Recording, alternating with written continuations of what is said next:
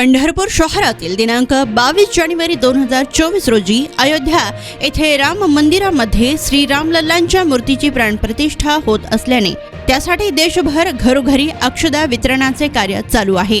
तर सुडके गल्ली, सांगोला रोड, संतपेठ, बागवान मोहल्ला आदी परिसरात या अक्षदा घरोघरी वितरित करण्यात आल्या आहेत। या अक्षदा 22 तारखेला आपल्या घरातील देवघरात वाहून आपणही त्यावेळी आपल्या घरातूनच प्रभू रामांच्या पूजेचा अनुभव घ्यावा असे आवाहन भाजपा युवा मोर्चा अध्यक्ष विदुल अधटराव यांनी सर्वांना केलं।